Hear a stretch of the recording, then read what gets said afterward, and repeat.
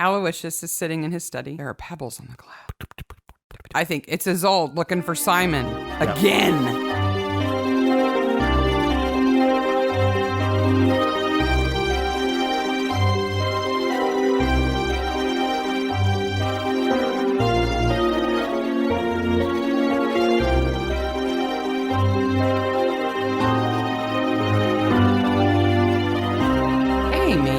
Hey, Maniacs. It's Midsummer Maniacs. It is indeed Midsummer Maniacs. Were you going to argue with me about that? Were you going to say that it wasn't? No, but it's not some other podcast. No, it's not. No.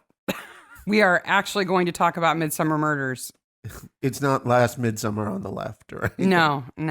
It's not Last of the Midsummer Wine or anything like that. Nope. No, those are very different shows, by the way. They're like... Well, Midsummer Maniacs is a recap podcast dedicated to the ITV series Midsummer Murders. Each week we dig into an episode of the show, including the murders, the mayhem, the loonies, oh boy, and everything else we love. We have a bit of a minefield with this episode that I'm just going to say off the top we need to be careful about. Okay. Because, yes, loonies, because they're loonies, and not because they have an alternative religion or anything like that. No. It's a pothole I'm going to keep my foot out of as much as I can because it's too easy to generalize. Isolde is annoying. I don't care if she was a Buddhist or whatever. I'd still want to throttle her. Yeah. Mumbo jumbo. Just getting that out there, okay?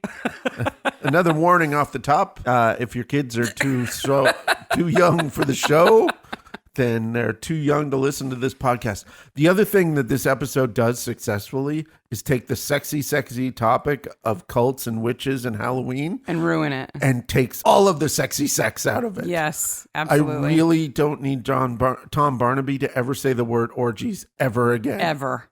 Never. It's worse than Barnaby and Joyce watching the porn. We have, it's my fault. I brought it up. We haven't even said, we're talking about The Magician's Nephew this week. It's season 11, episode 8, and this is episode 64 of The Maniacs. Yes. Off the top, before we get into that, thank you so much to everybody who's bought some merch. We're about a third of the way to our goal of $500 already by Christmas. In just a week, we're a third of the way there. It's incredible. Yeah. Thank you so much. We hope that you like it. There are people with Socko Fox t-shirts. I know. That's incredible. Yeah.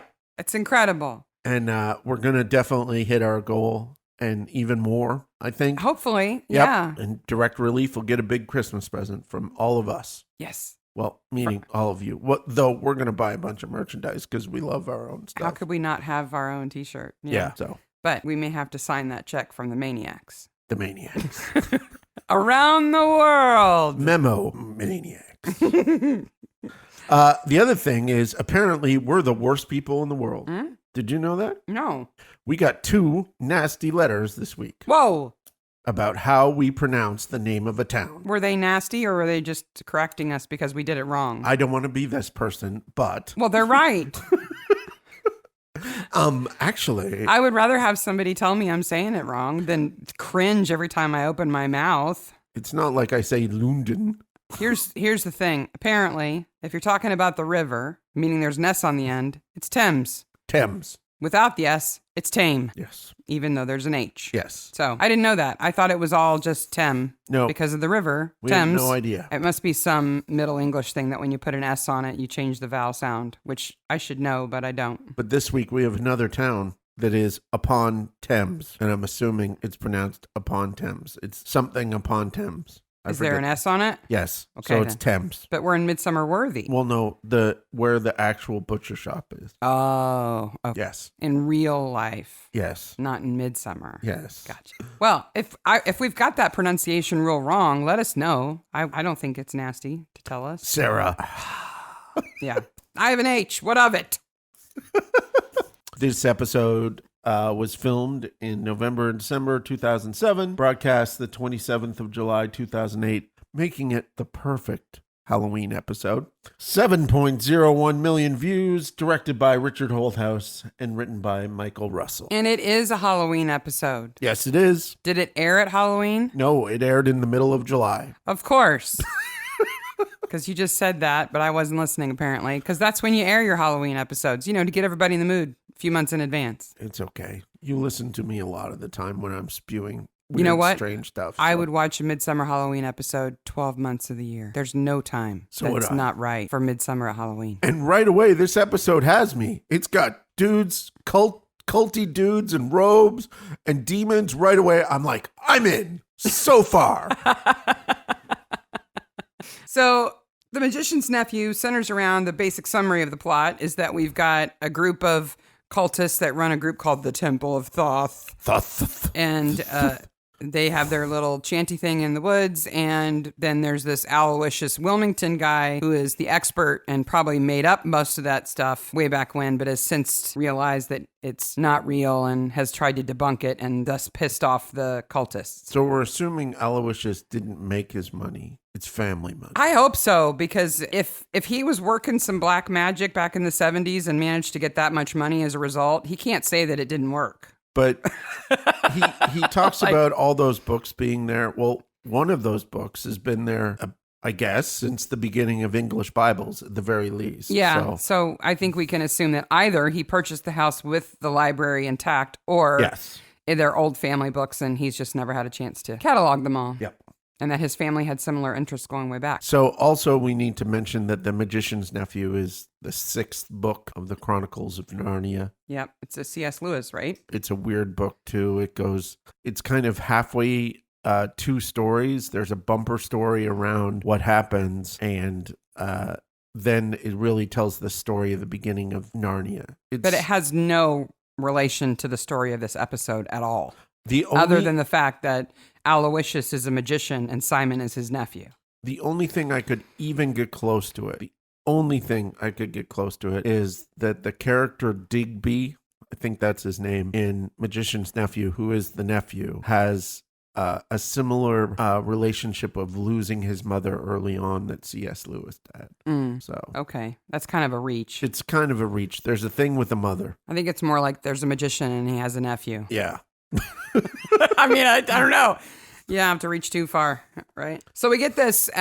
We start out with all the middle-aged people from the village having their creepy ceremony. How do you keep this secret? You don't. Yeah. There's no way it's a secret. There's no way it's a secret. And this is, of course, yet again, another thing that gets referenced in Hot Fuzz, right? Yes. Hot Fuzz is related to this episode. It's making fun of this right here. Yeah. Yeah. This group of middle-aged people who take themselves really seriously and go out in the woods and have these ceremonies, complete with the robes that mostly cover their face and all of that stuff. Yep. They cite 4 demons. Yes. Right? Asgaroth, who's Earth. The metal band from, where are they from? Denmark? Denmark or Sweden, I can't remember. They're really actually pretty good. I listened to some of their music.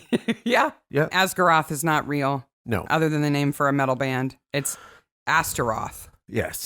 There's actually a demon named Astaroth.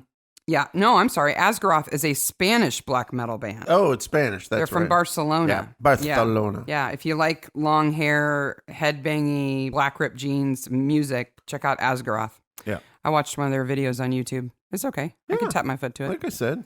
Yeah. So it should be Astaroth, but I understand. They made these up for the same reason I'm saying I don't want to put my foot in that hole, because they're not trying to offend anybody or be realistic with any of this. No. Right? No. So they sound like demon names, but they're not. No.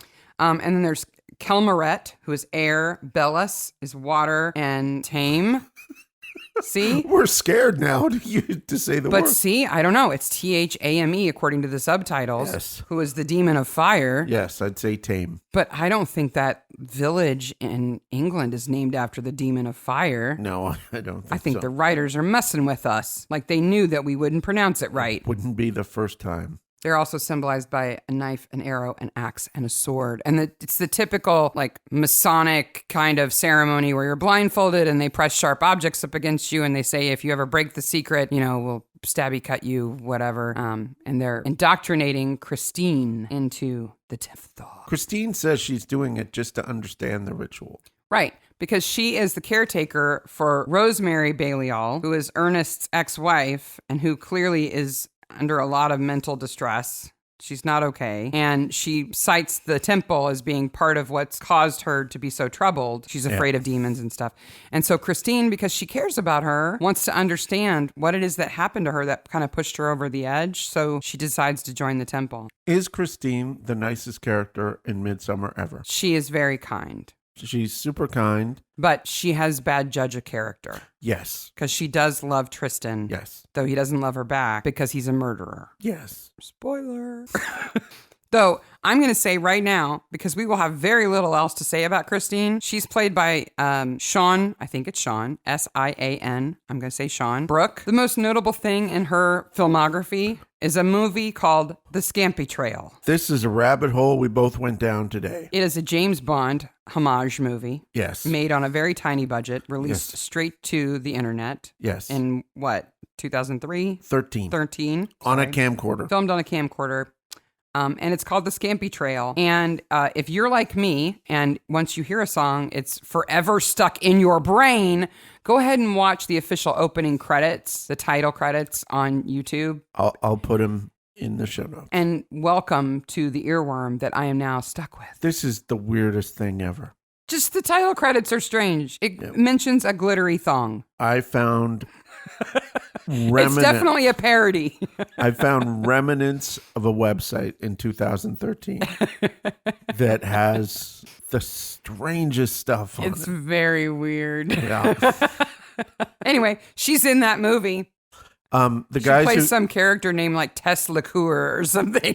the guys who made that movie have made a new short film since then that looks more put together and stuff like that. Called The Shut-In. I think it's called The Shut-In or something. About a bunch, two drunk guys who go to the pub during a zombie attack. It's not exactly original. No, not original. One of them's in a white shirt on the front of the cover. Does he have red on? How could you do a parody of a parody? Yeah, really. Because we're talking about Shaun of the Dead. By far the greatest parody of a horror movie. Horror movies ever. Yeah, I agree. It's better than Scary Movie and all those stupid movies. Shaun of the Dead is not only funny, but it is also scary on top of it. Mm-hmm. And incredibly aware of the genre. Yes. Much like Hot Fuzz is aware of this genre. Yeah. So Ernest and Estelle Baliol, so Ernest's second wife, Estelle. Yes. Who, did she know what she was getting into when she married him? I don't know. That she's going to be his old stepmom? Oh. I mean, Tristan's all right. Get off the ground. He's a killer and stuff. But before that, he's a lawyer and he's a stand-up guy. He's a normal guy. Tristan's accomplished at the very least. Yes, he's done some things. Yes. Including getting some criminal light sentence for whatever he did. Oh, we'll get there. In magistrate's court. But I feel bad for Estelle. Okay, so even if you're really into this temple thing, did you want Isolde as your stepdaughter who is in her 30s and still lives with you? And every time she defends Ernest, it's totally half-hearted. Oh, he's trying. Yeah. Okay, so then insert poison frogs. Next. Random clips of poisoned frogs. Just willy-nilly. Yep. So, look, a frog. Ernest is watching a television program like an 11-year-old boy. First of all, he's talking back to the screen. Okay, I'm here to say, screens can't hear you. He's watched this interview many times. I think we're supposed to be under the impression that the whole Mumbo Jumbo and Me book, such a great title for Aloysius's book, is a recent release. That is the worst name of a book ever. It's so dumb. Yeah. Unless he was known worldwide as this satanic temple leader, who cares what he thinks? Yeah. I don't get the sense that he's super well known or anything. Anyhow. Luckily, he ties it into Nazis right away. Right away. I do so Ernest confronts Aloysius about the book that he's written, Mumbo Jumbo and Me. saying that he made everything up. So this thing that Ernest finds that he holds so close to his heart that he truly believes in, Aloysius is saying, I just made that up. Yeah. You know, I mean, it's Scientology all over the place, right? He got drunk and he made it up. Which is what L. Ron Hubbard said about Scientology too. I made it up and then people got into it. So I thought, why not cash in on it, right? Again, we're not stepping in any holes intentionally here. Oh, I'll step into that hole. Scientology's crazy. Okay. And abusive and awful. Yes. I realize that. Take me on if you disagree. I don't disagree with that pothole. That's when I'll stomp in with both feet. Okay. But I think it's a reference to, I kind of made this up. It was what I was into at the time, but now these people are taking it really seriously. Yes. So Ernest takes it really seriously. I love when he takes Aloysius's car door off, and then later when he sees Tristan, he's like, you probably ought to know that I took Aloysius's car door off with my car. Yeah. And poor Tristan's like, Dad. Okay. We will come back to this again and again. Why does Tristan not kill his father first? Because if my father came and said what he says in the restaurant to me, I'd be like, what? Maybe he doesn't because Tom and Jones are sitting right there and he doesn't want to be so obvious. If he just picked up a fork and stabbed him, I think he'd get caught, you know? So Mumbo Jumbo and Me, do you know where Mumbo Jumbo comes from? Isn't it, I think it's French or Spanish? No. Where is it from?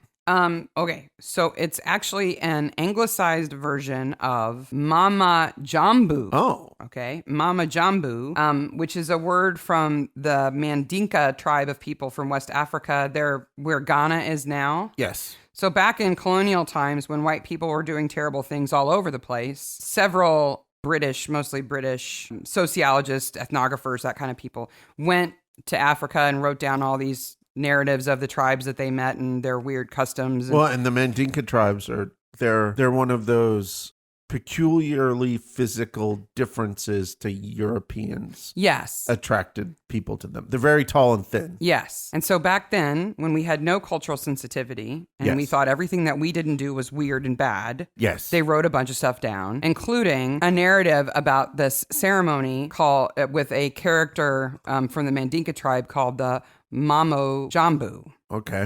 Who was, he was kind of like a village elder. Okay. But he wore this costume that made him look about twice as tall as he really was. So great big head on a thing that he would wear on his shoulders with like a cape that covered the rest of his body. So he must have been huge. Huge, okay? Yeah. And the whole purpose of the Mama Jambu was to settle disputes between husbands and wives. Oh. And at this point in time, the Mandinka tribe practiced polygamy. So a man would have many wives. Mm-hmm. And so there were lots of disputes. Yeah. Because, having more than one wife is not going to cause any problems, right? Nobody's going to get upset with anybody in that situation. Yeah. So I'm going to keep trying to say it, the Mama Jambu role, he would stand outside their home and he would listen to their arguments and he would always side with the man.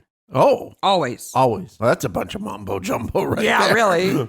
And then he had power to punish the wife for causing problems, including whippings. Wow. Why a wife would ever pick a fight that would require this guy to come and settle it, knowing that he's always going to side with your husband. And be the threat. I'm going to go get the mumbo jumbo man. Right. Which is exactly why they did it. Yeah. Right. Or at least that's how the white Europeans who went there and studied it interpreted it, as this was the way for the men to subjugate their wives. They threatened them with the mumbo jumbo man. Okay. And then mumbo jumbo, of course, because we weren't respectful of other people's cultures, becomes anything you don't understand. Yes. Or that sounds nonsensical. So that's where mumbo jumbo comes from. Pretend supernatural, usually. Yes. But it's definitely derogatory. Oh, 100%. Right. So Aloysius's book, Mumbo Jumbo and Me, is definitely him saying, all this stuff I made up about this Temple of Thoth, yeah, it's a bunch of bull. Do you not think Simon would have seen through Isolde earlier? I think he saw through her from the very beginning. He just tolerates her because he gets the kissy-kissy? Yeah. Okay. But, maybe he's coming down off of his bad cocaine habit and doesn't really judge people right. I didn't realize this the first time through. The several times I've seen this episode, like 24 times. Aloysius says he misses Lucy here, who is Simon's mom. And his sister. Yes. And we don't know why. Her grave is right outside the church that is on the grounds of his estate. Yes. where he goes to church apparently several times a day. Okay. I want to talk about this because he has the minister on call and a flock on call. He's like, I'm going to church. Everybody arrives.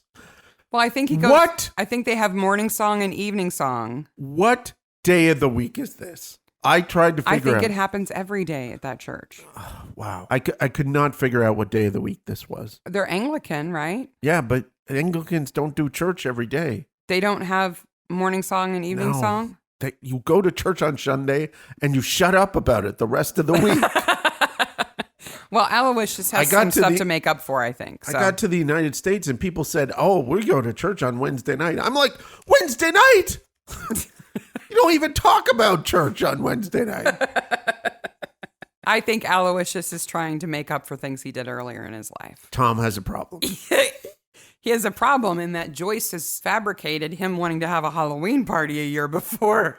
No. He probably had a couple of scotches, mentioned it kind of haphazardly, and she's been planning it ever since. He has a bigger problem than that. What's that? And even bigger than the lack of cereal that he has. Mm-hmm. He's out of cornflakes.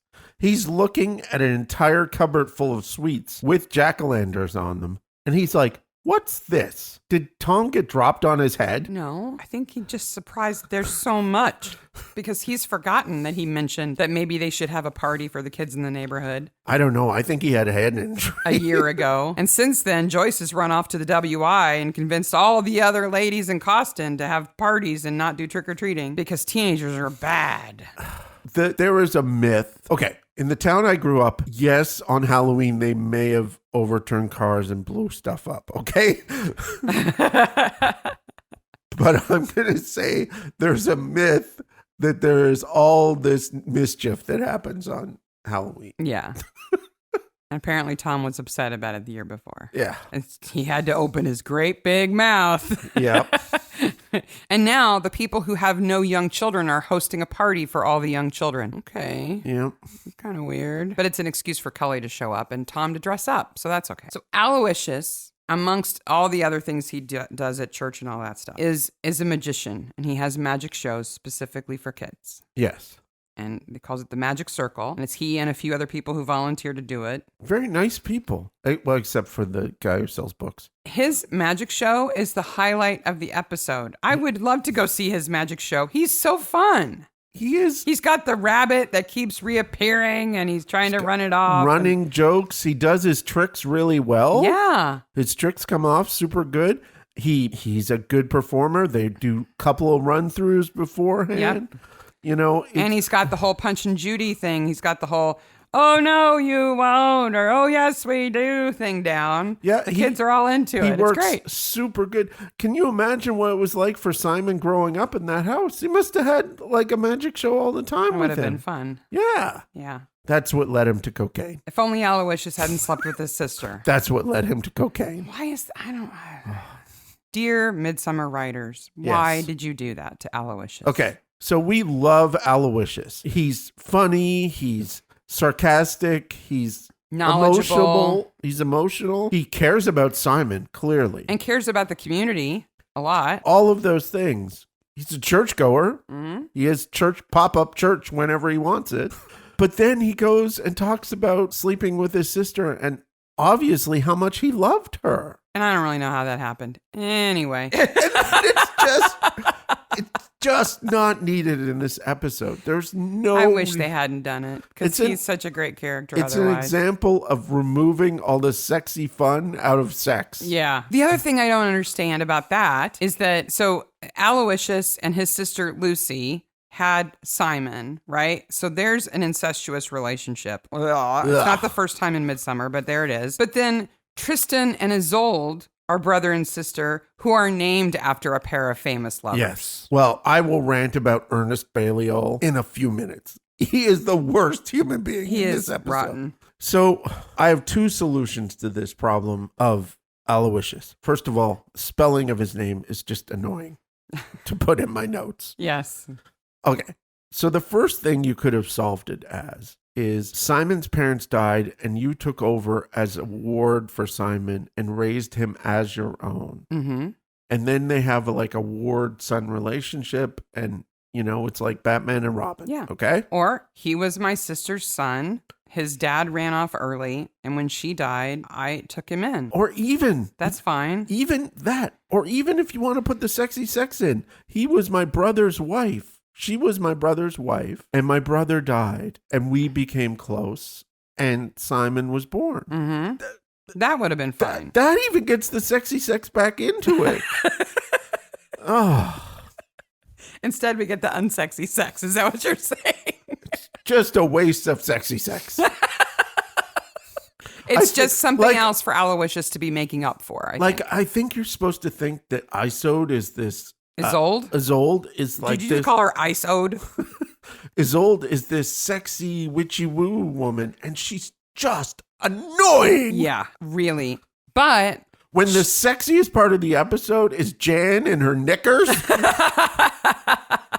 Wow. You got to give one thing to Isolde, though. The reason that she is so obsessed is that she wants to help her mom. She does. She does. And that is okay to the point, but she's nonsensical about it. Yeah.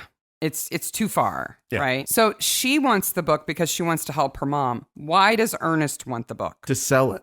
Oh, no. Yeah. Because it proves his religion. So he wants to be right about it. Yes. So he wants the book. And Hugo wants it for the money. Hugo wants it for the money. Did Simon buy the cocaine from Hugo, or he just stole money from Hugo? Stole it, got a loan for it. How did you don't loan a cocaine addict money for cocaine and think you're going to get paid back. No. And plus Simon got over the cocaine like that. Especially to the tune of $13,000. Yeah. That's a lot of money. He had a candy store up his nose, and then he just stopped. So we're at the the magic show. Yes. And Jean gets in the cabinet, not knowing that Tristan has been there in the night, smearing frog goop on the spikes and wedging them so they don't collapse. Before the magic show, Jean comes out of comes out of the Jeremy Sanders Gallery. Yes. Boy, did I look for this place. You studied the high street, didn't you? I did. Everything about it. I tried to find this place. There's one artist named Jeremy Sanders in all of England, but he is in Cornwall and does pictures of Cornwall. And the pictures I don't know why they would have recreated like a gallery for that. Like they don't even go in, and like, it's so weird. So she sees Simon coming out of Hugo's antique bookstore. Yes. Aptly named, since Hugo runs it. And she's on to what they're doing, right? Yes. He's stealing books from Aloysius's library and selling them to Hugo to make up for part of his debt. So she gets in the cabinet. Yes. I love when Aloysius opens the cabinet a little bit, right? Because he's pretending. Yeah. And he looks in and he's like, Anton, close the curtain. Anton? Who are you talking about? Who's Anton? He's the butcher, also the devil. Wait a minute. He's the devil in this. When was he introduced? Not to the magic show. No. Also, not in the magazine on the Who's Who page. No, because he's not important. The only thing important about him is that he lies about where he is when Jean's spikes could have been poisoned. If he's so important, why did they go to so much trouble to make his shop? I know. You didn't see his assistant. I got a shot of her. You're going to have to put it in the show notes because she's something else. When Barnaby comes in and confronts him about not being where he says he was, he's like, and they cut to his assistant who's just sitting there going, you're in trouble now. So we have two things to talk about before the first death of Jean. Okay. So the first thing, we might as well deal with him right now. That butcher shop is a real place. Okay. Okay. And it looks exactly looks like a nice butcher shop. It looks exactly right like it does there, except for it doesn't have his name on the ribbon across the front. It's Gabriel Machin. So they added Anton's name. That's all they had to do. They repainted the window. Wow. They must have scraped off his name and then put his in, because it's not a sticker. Yeah. It's painted. Right. I spent a while on their website. Okay. You're such a nerd sometimes. But then it's also painted on the van. Yeah. I almost called them up and asked them if they had a van. Hello. Is this the butcher shop? It's just like the same sign. Can I talk to you about the time you were on Midsummer? So it's 77 Marketplace, Henley on Thames. There we go. So if your butcher shop needs, they've won a whole bunch of wars. They have a cheese day on Thursdays. Ooh. Yes. I wish we had a butcher shop that had a cheese day. They have like all sorts of really cool signs. It looks so in the show, he walks through a beaded curtain. Did you notice that? Mm-hmm. That has a heifer on it. Mm-hmm. That beaded curtain's not there anymore. It's just plastic curtains now.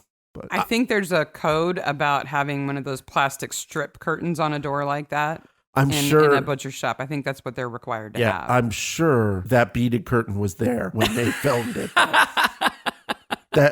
That beaded curtain was just a piece of art, man. Yeah. You don't think they brought that with them as a prop? Okay. Second of all, I want to talk about Simon the Shit Sound Man. Okay. First of all, did you notice that Aloysius has no microphone? Doesn't need to. The kids are 5 feet away. Okay. And there's also no sound, like no music. No, there isn't. What does Simon do? What does he tell him to do that makes him fiddle with the board? I think he does lights. Ah, so it's a lighting board. No, it's not. Oh, it's a soundboard pretending to be a lighting board. Yes, with no plugs plugged into it. It's Bluetooth. The second best thing about Simon the Shit Sound Man is I was like, why are they talking about Simon when he is 2 feet away from them? Like Simon it was totally Cheers. Cheers, I love that show. I watched that show for years and years and years. I think it's a fantastic comedy show. I loved it. But they had a thing in Cheers where they could walk 2 feet away from somebody and talk about them. And they and wouldn't that hear person it. Wouldn't hear Yeah. them. And I was like, Simon is right there. So Jean gets scratched Yes. by the spikes. She makes some weird sounds when she's in there. She makes no sound. No, there's a little bit of a Wouldn't you go, ow? I would think he would go, ow. I would say, ow. Since the spikes are supposed to retract and they don't, be the first thing I would say. Yes. Okay. So what happens then? And I can only assume this from the show, based on what the show is telling me. On some day of the week, this event happens because I'm like, it happens at 4:00 today. And that's what it says on the sign. Today at 4:00. Why do you make a sign like that? To remind people that it's today? But the sign is inside too. I don't know. So people who wander in think, oh, I'm just going to stay then, I guess. I don't know. It's the village hall, right? Did you notice the lack of parents? They're all in the back. I guess. You got a thing about this magic show. I thought it was great. And What, you were like, whatever, dude. So then it becomes a scene of the crime yes. for 3 days. Yes. 3 nights and days. But it also becomes the new like command center for the investigation. Yet they go to the cop shop and back in those 3 days. Dude. What I don't get is why the Sakos are outside poking around in the grass. Nothing happened out there. It might be the woman in the box with the knife. Yeah, I think that's where it happened.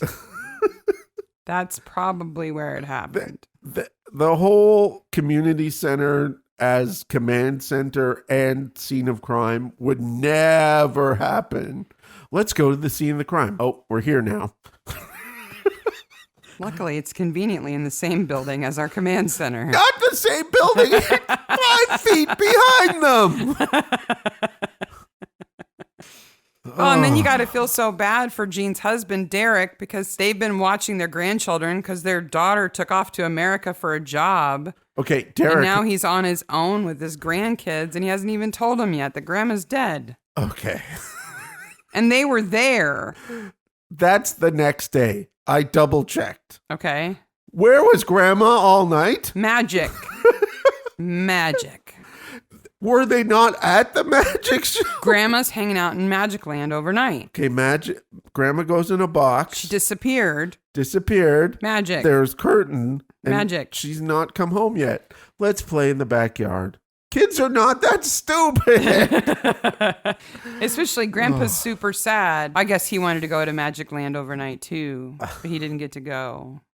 I just felt bad for him. And So the thing about the Magic Circle, which is this group of people who put on the magic show, is that it's Aloysius versus the temple people. The whole episode. Yeah. And yet, other than Aloysius, everybody involved in the magic show is in the temple. Yeah. So why do they agree to do that with him? I don't know. Sex. No, there's no sex at the Magic Circle. I don't know. Ew! Yeah. Certainly not when we're singing Gilbert and Sullivan songs. Oh, gosh. What is up with that? Mrs. Brand is useless. She does not need to be there. She's a school teacher who likes Gilbert and Sullivan. She also does not make the Who's Who paid. She has nothing to do with anything. But we get a scene at school with her. Why? Why? Oh, cut that out and have a flashback where Aloysius has a decent relationship with Simon's mom. Yeah, really. Okay, Isolde is lying on the ground. She's so distraught. And she says the greatest line ever. She says, "We might as well be practical," said the most impractical person in the episode. Let's be practical about finding the book that doesn't exist that will help us clear our mom of the demons that are tormenting her. There are fractures in the fractal plane. What? You just made that up. Halloween is the day when the veil is thinnest. What?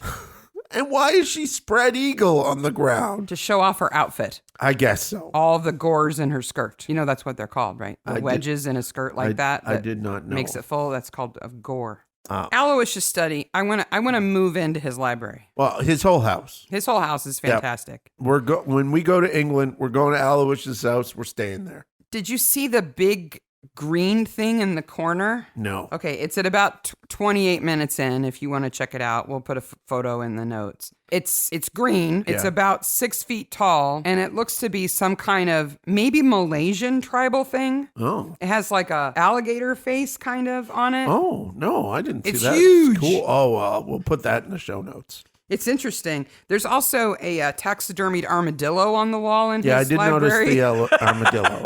It's kind of weird. Yeah. It's just the shell of an armadillo on the wall. So I have a question about his house. Mm-hmm. In the entryway Yep. is a life-size centaur. Yes. Would you ride that? Yes. Yeah. At least once. I'd have a little bit too much champagne at New Year's and get on it. Yeah. At least once. Do you think they could keep Simon off that thing? As a kid? As a kid? Tally-ho! I'm riding the man horse. Centaurs are problematic. Okay, now I'm creeped out and I'm getting off of it again. Never mind.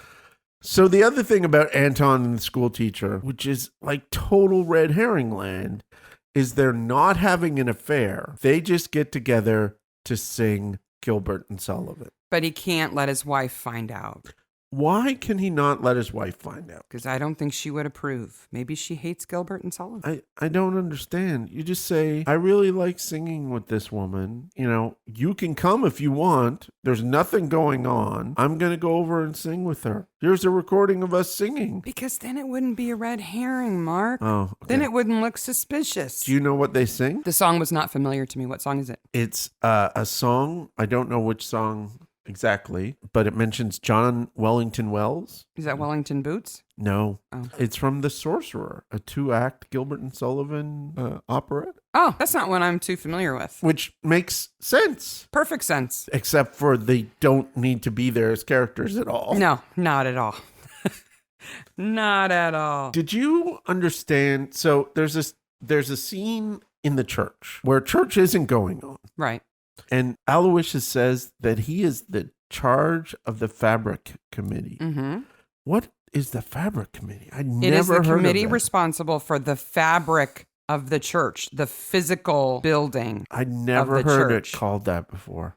So it's like the building maintenance committee. Yeah. Well, he also owns the church. They deal with all of the material elements of the church. And what he has is a book of common prayer. He Yes. bought 50 new books of common prayer. Brand new ones, still in plastic. If you don't know, for our American listeners, you might not know this. The Anglican Church really has a manual. Yes. It has Called two manuals. the Book of Common The Book Prayer. of Common Prayer and the hymn book, the Yeah. hymnal. right? We've talked about this. The hymns have numbers, and They put them up in the church so you know which ones you're supposed to sing. Yeah. And so everybody sings the same one, Mm-hmm. right? 9 in a church in Scotland is 9 in a church in Cornwall. And this all comes from the Reformation, the English Reformation, which is really the heart of this story that no one has talked about yet. Yes. Well, and they do mention Tinsdale. Yes. And he really did take on translating the Book of Common Prayer into English that average people could understand. So, and was then burned at the stake as a heretic for having done so. So this is 16th century. Mm-hmm. Tinsdale. Or is it 17th century? I think it's in the 1600s. I could be wrong. No, it's 1500s. Okay. 1530 is when he does his book. Because he writes it. He doesn't print it. Okay. Because Gutenberg comes along 20 years later and starts printing stuff. Right. It all happens at the same time. Because the church has two big problems at this point. It does everything in Latin and no one speaks Latin anymore. And second of all, they're printing tickets to heaven. Yeah. Indulgences. Sorry, they're writing tickets to heaven. Yeah. And so the rich people get to go to heaven and the poor people have to listen to Latin. Yes. And sort of all over Europe at this time comes this idea that why don't we go to church and learn stuff in the language we talk? And that is a reason that is so revolutionary that people die because. Yeah. And Tinsdale is one of those people. Because he's translating the word of God into average speech. And that's just blasphemous. After a Catholic monarch comes to power in England, he has to flee to Europe. Mm-hmm. Henry VIII will come along and shake it all up. At some point, Isode talks about books sold. You keep calling her Isode. I do. I do. Isode and her brother Diode. Yeah, my dad sold a bunch of ritual knives over the internet. None of them are really important. And that, again, this is why the temple cannot be a secret, because Ernest's business, Magic Meister, okay, because this is serious stuff. Yeah, it should be protected by religious privilege. All major credit cards accepted. Yes, it's serious. Is a known business, so everybody would know he's into esoteric stuff, at least. That business is in New Jersey, right? Magic Meister. TheMagicMeister.com is a magician. I think he's in New Jersey. Yeah, MagicMeister.com, which is a weird URL for website address for England. It should be .co.uk. Yeah. But it's .com. Yeah. So I did some the URL in the show is Magic Meister. Yes. The real one for the magician is The Magic Meister. He owns both. Oh, okay. If you type in Magic Meister, it goes there. It auto-forwards? It auto-forwards. So, but we do see the Magic Meister website in the cop shop on a computer. We do. So this is the one you dug into. What did you find? That they were trying to create a website. There's the beginning parts of what a web developer would recognize as the beginning parts of a website while they're filming this show. Would you go back in the Wayback Machine? Yeah, on the Wayback Machine. To check the URL? Yeah.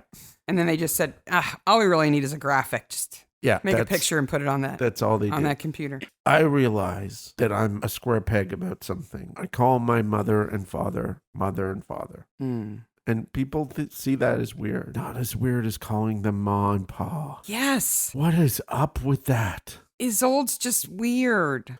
But Tristan does it too. Pa. I don't know. I know a lot of people who have funny, very individualized names for their grandparents within their families, but yeah.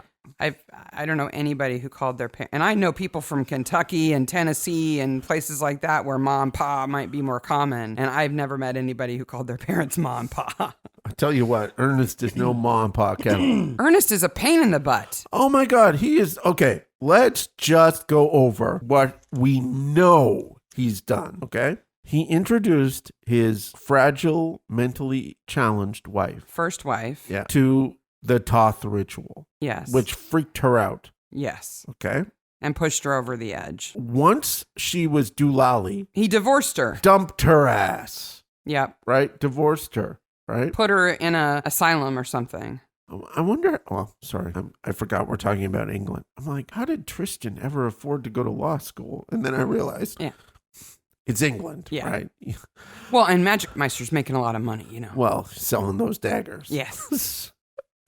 And then he physically assaults Aloysius. Smashing into his car like that and leaving the scene is a major crime. Yeah. Never mind that he's daily encouraging his daughter to use her sexual wiles to get what he wants. All of that. You're like speechless.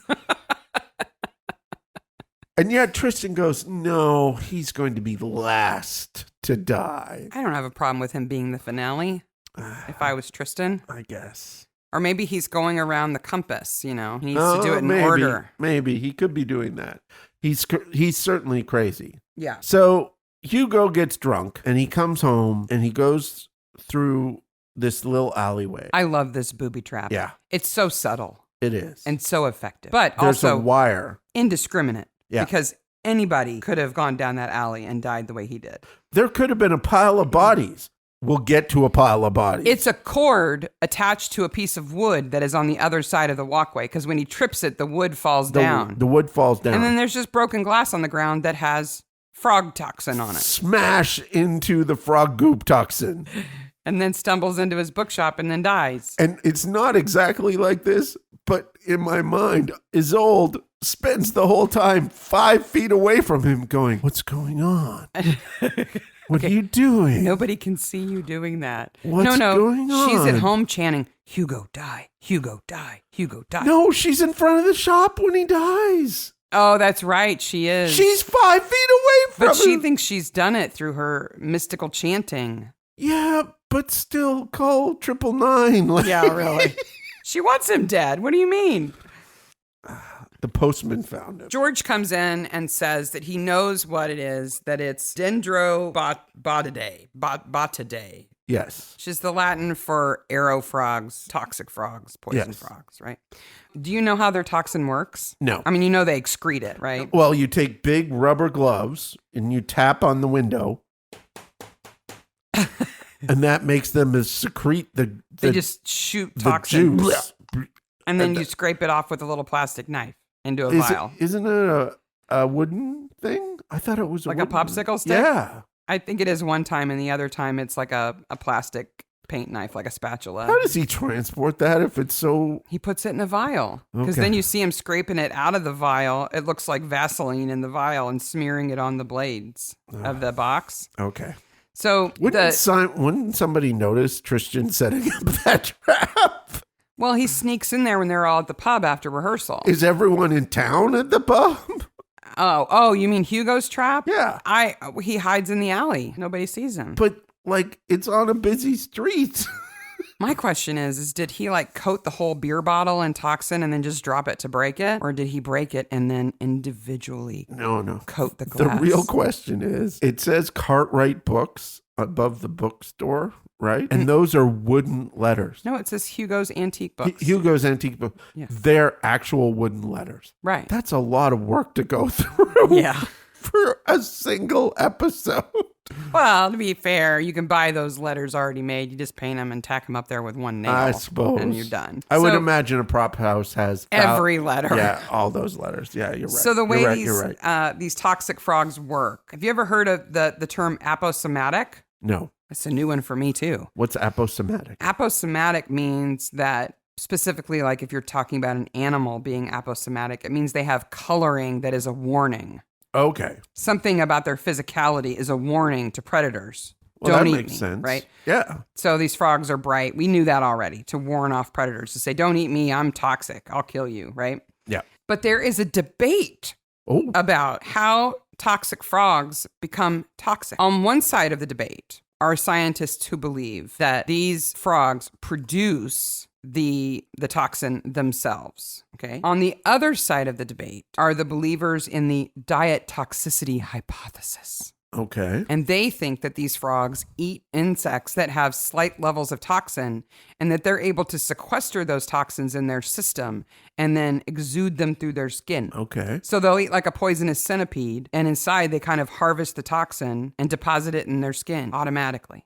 Do you have a side in this debate? I can't say that I'm ready to pick sides on this diet toxicity hypothesis. Okay. I can see validity. Well, I see validity in both sides for sure. They're alkaloids. All the toxins are alkaloids. Yeah. And so what alkaloids do is long story short, is they basically mess up the transmission of the nerves in your body. They open the floodgates so they can't close, which basically means that nerve signals can't travel the way they're supposed to. So you become paralyzed. And then, of course, it affects your pulmonary system. So your heart has trouble.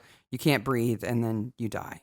Okay. It's not a pleasant death. No. Is it as quick as they die here? It depends on the dose. Okay. So if you get a really high dose, it happens really quickly. But if you get a low dose, it can happen over like 48 hours. Is that what's happening to Jones? Because we haven't even got to the part where Jones should be dead. Oh, because he tackles Tristan? Yeah. But he doesn't get any cuts. Yeah. How does he not get cuts? I've got a really good screenshot of Tristan on the ground with a clearly plastic frog sitting on his neck. Oh, that on a cut. That frog on his neck. And then a real frog kind of gallops by, right? Like, I'm a real frog, but I wouldn't sit in the blood, right? So tell me, John Nettles, what did you think about filming this episode? It was great, except for that damn frog handler. Yes. He was a bit better than the maggot handler from last week, but, you know, those animal handlers are something else. I didn't know that's the way they worked. That's the way that toxin worked. Yeah. But now we know. Simon finds pages in the library, right? So he's found this book. And the book that he has found is called Theologia Moralis. Yes. It is real. This particular edition was written by Patrius Sporer in 1692.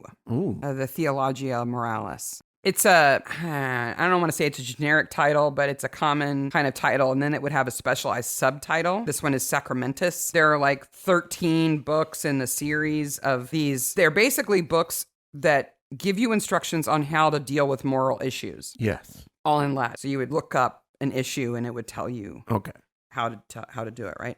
So he's looking through this book. He finds these loose leaf handwritten pages, and then he finds that 2 pages have been glued together, and he can shimmy out a few pages that are secret, yes, right, that have been hidden there by this monk. I have to think that scene where Simon opens up that book and finds those pages is shown to people who are learning how to be archivists and museum workers as torture. Yeah, this is how not to handle a rare book that is falling apart. Yes, because I was almost at the point of screaming at it. I can only imagine an actual rare book person who, if they realized it was an actual rare book, would be like, they would build a time machine and go back in time and stop the filming. Yeah, and just slap his hands. Because he spreads the book open wide, flat, then smooths the pages in opposing ways, like how not to maintain the binding of an old book. I'm like, oh my God. Stop! He needs one of those little book pillows, and then he gets out a machete. Or what feels like a machete. And just starts hacking at that page. Really, Lucy Worsley should just materialize and go, no! Okay, we love Lucy Worsley. She is fantastic, but she should have appeared in this book. No, don't do that. That's bad. So the pages he finds are from the Gospel of Saint, Saynct. Basically, there's supposed to be a lost gospel. Yes. Of some saint. Okay. So the idea is that these are original handwritten pages of the first English Bible. Mm-hmm. And it's a book that we have lost. A book that we've lost since. It's almost Dead Sea Scrolls kind of level stuff. Yeah. Right? Yeah. It's like a chapter of the Bible that we don't know about. Yeah, this is a long time after Nicaea and stuff like that, but there's still weird books floating around. Yeah, there were alternative versions of the Bible. It was the Dark Ages. It was dark. And so he finds these. So this is what he finds instead of the Book of Thoth. Yes. Which Isolde is dying for him to find. Because it doesn't exist. So Hugo should have been happy with this because these pages are worth way more than 13 grand. Way more than 13 grand. But Isolde is like, these are crap. This isn't what I wanted. If Hugo had been alive, he would have gone to the bathroom. In his pants. Pooped. Yes. He would have seen because he would have understood the value of that these manuscript. things. Yeah. Because like Aloysius immediately does. Oh, yeah. And Aloysius is a religious man. So to him, these are very important. Wait They're a not minute. just Let's have valuable, they're church. important. Now, church, now. Maybe he has a button. Like he lifts up instead of Shakespeare's head to get to the Batcave. Yeah. He has like, I don't know, Martin Luther. Tinsdale's head, and he pushes a button, and suddenly the priest appears in the church. Puts out the priest, not the priest, The- the church signal. The church guy. The minister, the rector, whatever he is. But Tristan has some other plans. Aloysius is sitting in his study. There are pebbles on the glass. I think it's Isolde looking for Simon Yep. again. Gosh, she's annoying. She's always showing up. But no, it's Tristan outside. Okay. With he leaves that broken axe on the path. But then what does he actually kill him with? Another axe. Another axe in the back. Okay.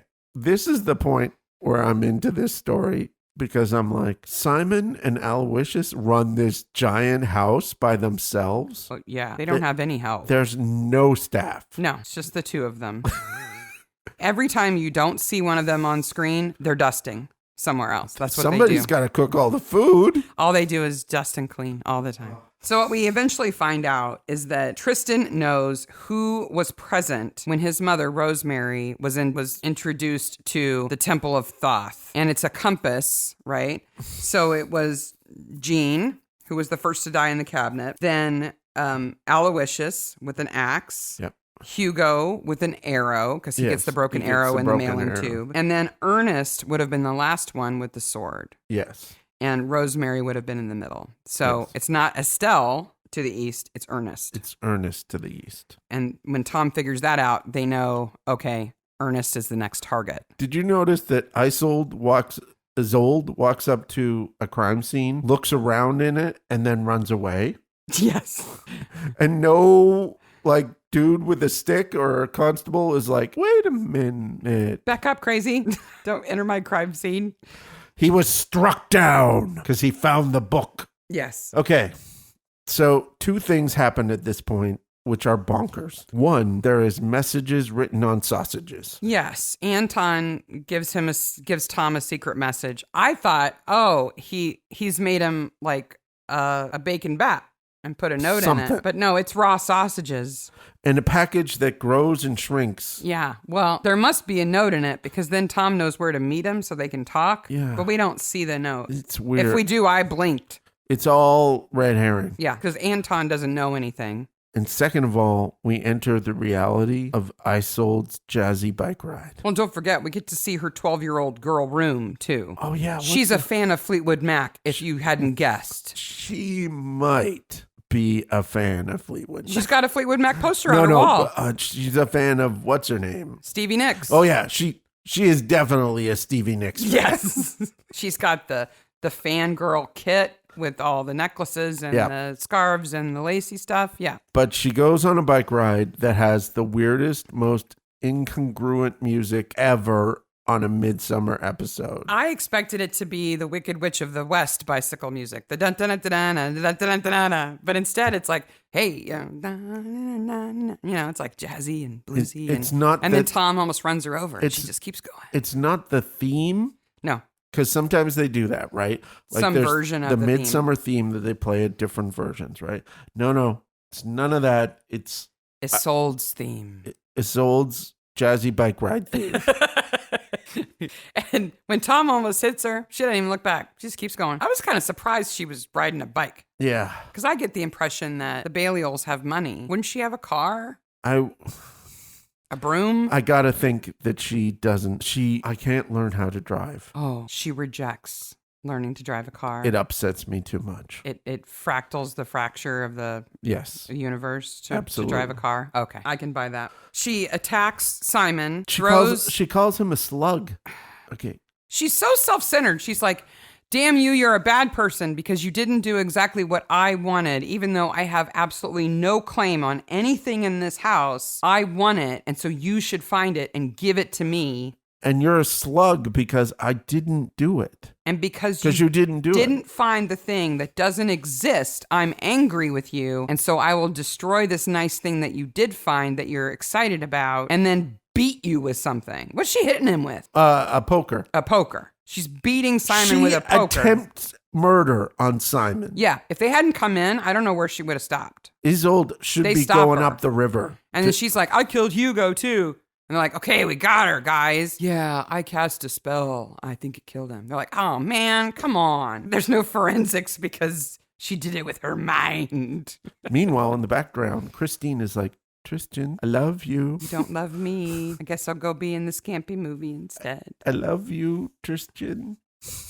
She's lucky he doesn't love her back. Because did you notice? By the end of the episode, she's thinking, boy, did I dodge a bullet there. She dodges a bullet. Did you notice that Isolde, when she's being interrogated, does not blink the entire time? Oh, ever. That would break the spell of her eyeliner. And in the end, at the infamous Halloween party, we find out that though Tom has told Joyce what he knows about Aloysius and Lucy being the parents of Simon, he has no intention of telling anybody. No. So Simon is never going to know that. No. Do you agree with that?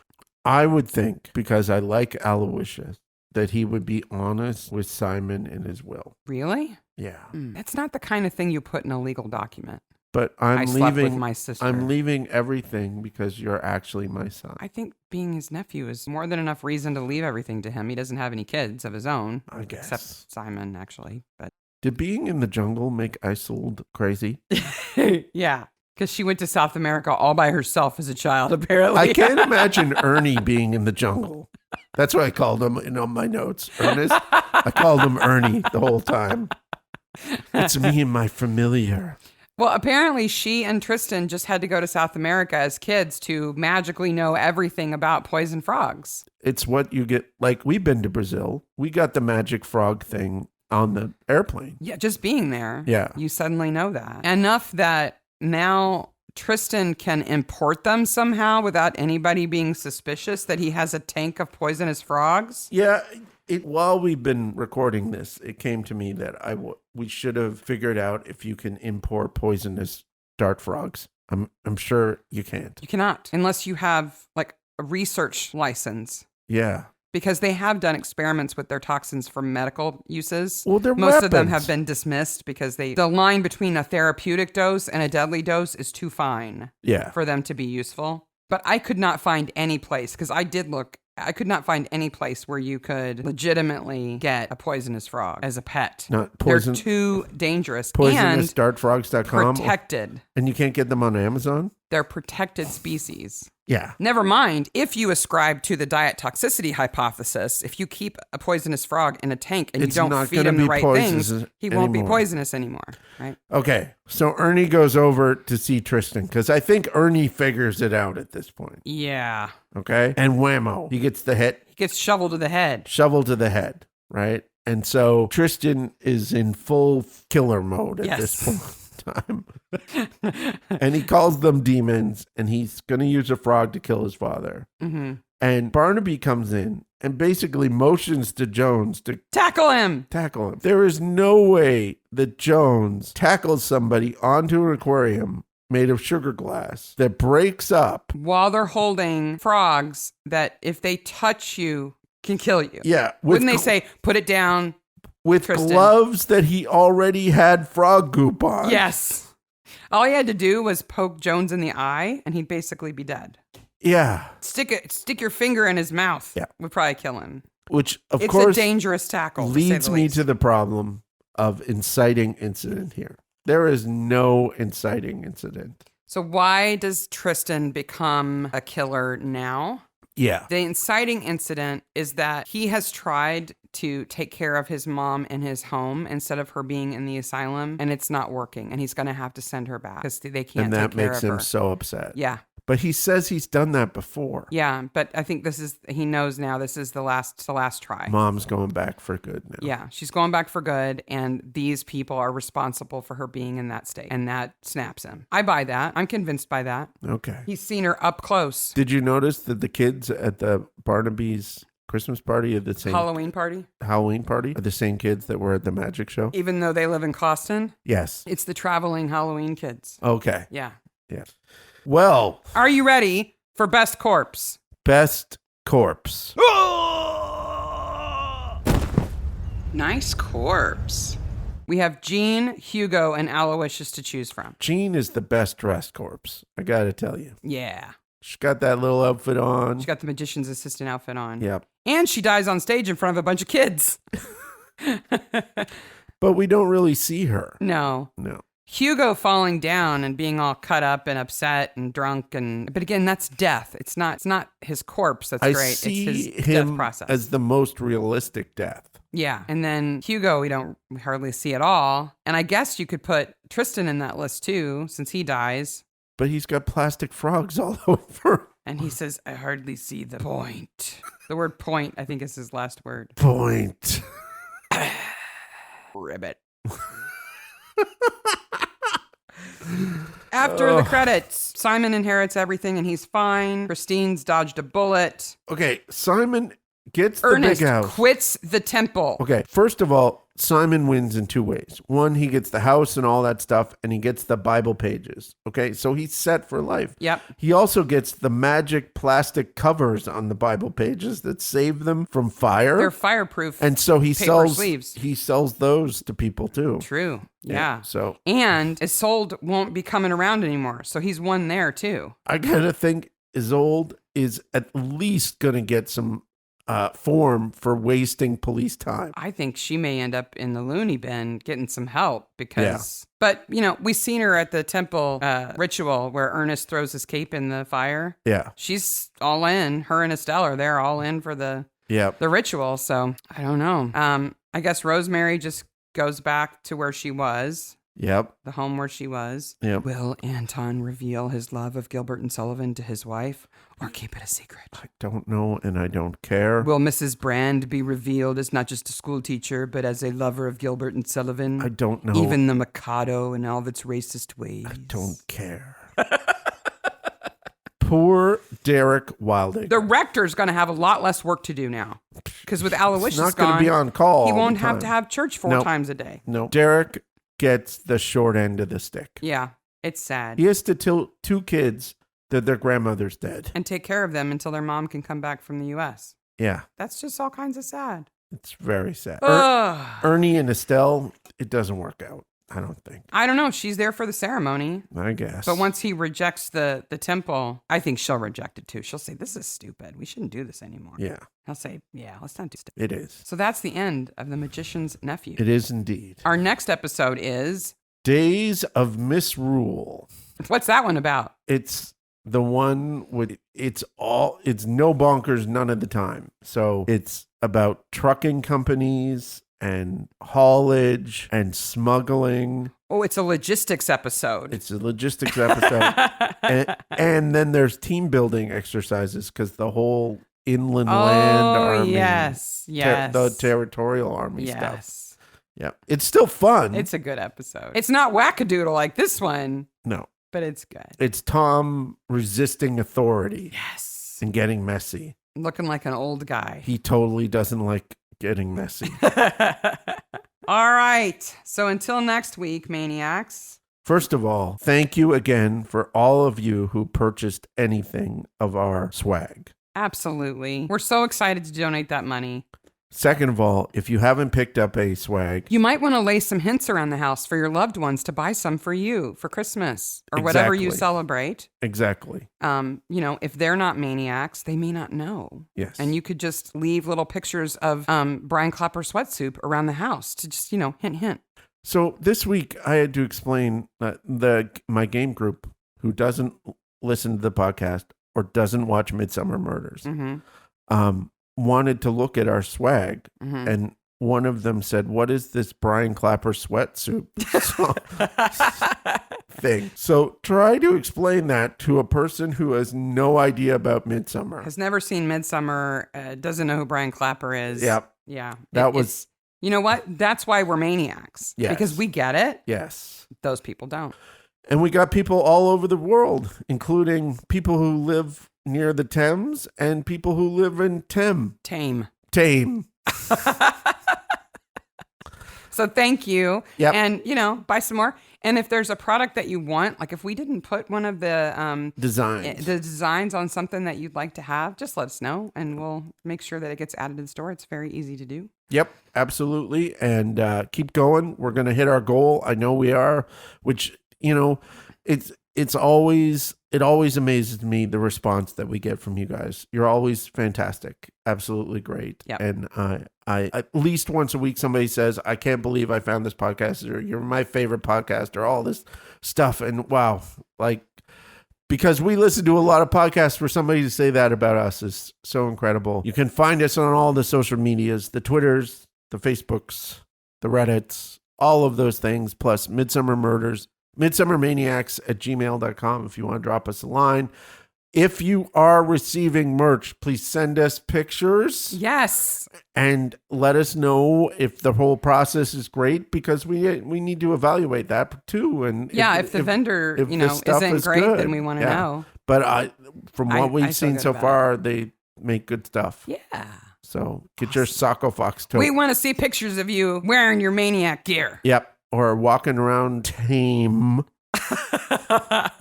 In your Brian Klepper sweatsuit shirt. Yep. With everybody looking at you weird. Yep. All right, until next time. Bye, Maniacs. Bye, Maniacs.